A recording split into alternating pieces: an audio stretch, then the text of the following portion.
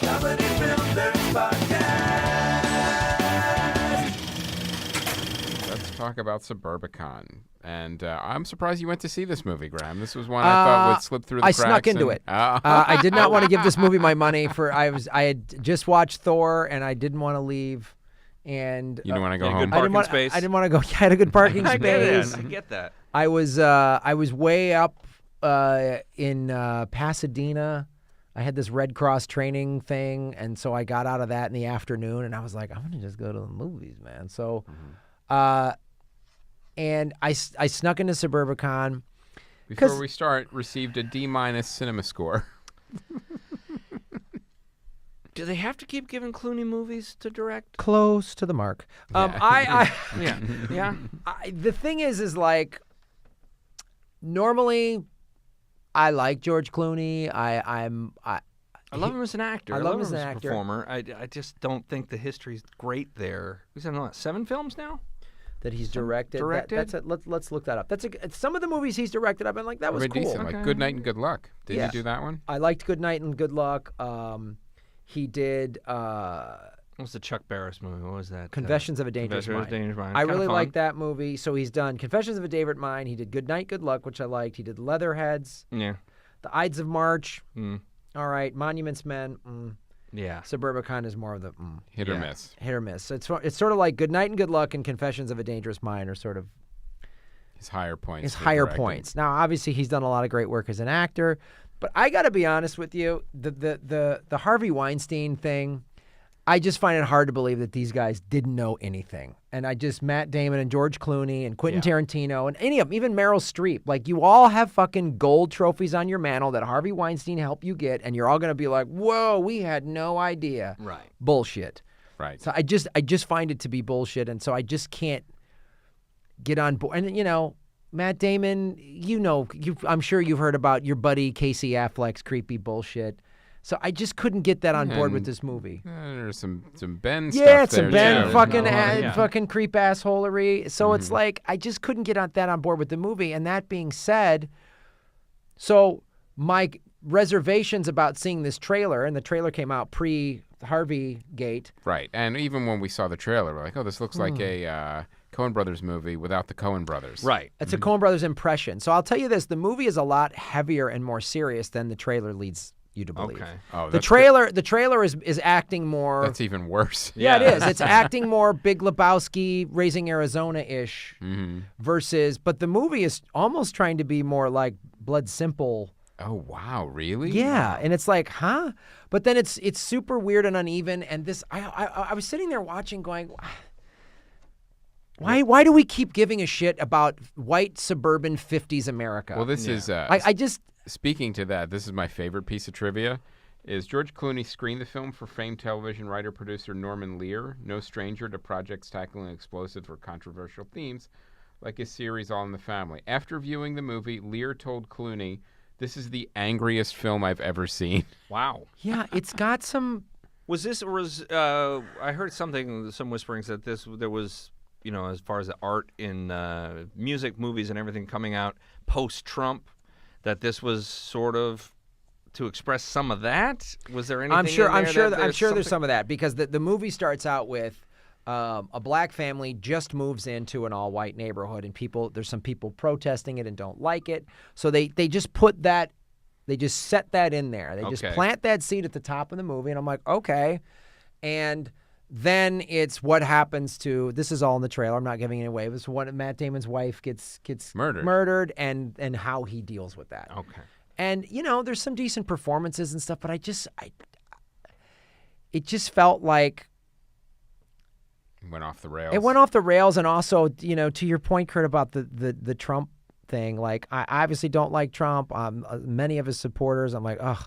But just that rich Hollywood liberal, just all of middle America is dumb racist. And it's like, gee, I wonder why you lost. Well, that and what Donna Bazile just came out and said it was all rigged. Other than that, it's like you kind of go, this is why the middle of the country is kind of fed up with, like I don't need some rich A-list celebrity telling me what my life is like. Do you have a clue? Have you ever been through there, George Clooney? I mean, when Well, you didn't he just have the recent like spout off? Like he said, "What do you mean I'm Hollywood A-list? I came from like Middle America and I had to fight and work my way up." Didn't he have a whole scribe? Like, Sure. that came out, Yeah, but so it's trying been, to defend himself as a right, but it's Hollywood A-list. as a Hollywood A-lister. Right. it's been 30 years been a since you while, yeah. haven't had to stress about money. Yeah. Right. At yeah. least. At least, Yeah. at least. Not to When mention was the Facts of Life? When did he appear? Yeah, exactly. Yeah. So it's like Yeah, I don't when know. was Return of the Killer Tomatoes? Yeah, that was probably the last time he was like, I don't know. Yeah, I don't know if I'm going to get something Ramen after today, this. or- Yeah. So it's just Learjetting around with supermodels, and now you got a really cool, smart wife. Okay, it's been a real challenge for you, Yeah. George. So I don't know. The movie there's just a lot of that around it, and then it structurally is off. The tone keeps jumping around. Like it was trying to, it couldn't decide: are we Raising Arizona or are we Blood Simple? Right. You know, are we? And this was a script that the Coen brothers were going to do, and then said, "Nah, it wasn't for them." That's a Was good that question. The idea? I wonder why it was why they didn't direct it. Because they did pass on it, and then Clooney picked it up later, and they gave him. That's blessing. definitely not part of the trivia. Why they decided not to direct it. Damn it! I'm Yeah. sorry. I'll stick to the trivia. I don't then. know. And But I don't know. I mean that's information that we don't have. I would love to know the answer to that. And- Like what happened. Like because generally they direct their own material. Yeah. Yeah. Right. And I like the Coen brothers. They've made a lot of really cool, interesting films, and generally I'm like, period pieces are okay, but I don't know. It just Would have been Clooney better. and Matt Damon doing another 50s haircut movie. I don't know. Like, Yeah. This is the first time George Clooney directs a film in which he does not also have an acting role. right. Ooh. So Well, then he's a little less vain. So that's a step for him, right? I thought for Suburbicon it was just about a convention with people who own GMC Suburbans, which might have been better. That's a documentary. I Oh, watch. okay. You know, Let's watch that. yes, that's like Hands on a Suburbicon. Hard Body. Yeah, it is. I like that. So don't see this film? Rush out to see it in the theaters. I can't recommend No. that. If this is on a flight you need to pass time with, or yeah. And we got. Well, you know what? Where a lot of the humor might have been. A lot of the humor might have been with Josh Brolin, because he was cast in the movie as a baseball coach, but his scenes ended up being removed after a test screening. And Clooney admitted that his scenes deflated the tension from the movie, and he also considered his scenes one of the funniest in the entire picture. So I'm wondering if Brolin's character would have lightened up the film. Yeah, see, that's the problem. And this is what I think, Kurt, your point here and Chris, I think you guys both brought this up, is have we seen the Coen brothers not direct their own material? And this is where you feel like it was someone, it was clearly someone else directing. It felt like an impression of a Coen brothers, because the Coen brothers know how to go either No Country for Old Men, like full throttle Right. brutality with a couple of light scenes to relieve the tension, but pretty brutal. Or Yeah. Raising Arizona. Or Raising Arizona, Big Lebowski, where there's Oh, brother, all yeah, that stuff. Yeah. There's a crime, there's a serious crime, but the crime is sort of comical. Right. It's handled comically. The people around it are bumbling. But Clooney couldn't do that. Poe Dameron Right. couldn't save this film. What's his name? Oscar Isaac. He couldn't, didn't he? Well, that's the problem. He flew in with the Millennium Falcon. It seemed totally out of place.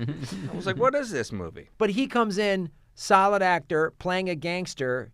It's dead serious. Right. Right. He's I'd love to see him as this gangster guy with those big, those close-ups of him telling you, "Oh, you're gonna die." You know what I mean? Like that kind of. But wow. now in the trailer was shot like a Raising Arizona scene. Right. I Yeah, think that's where they tried like to... bumbling criminals. Yeah.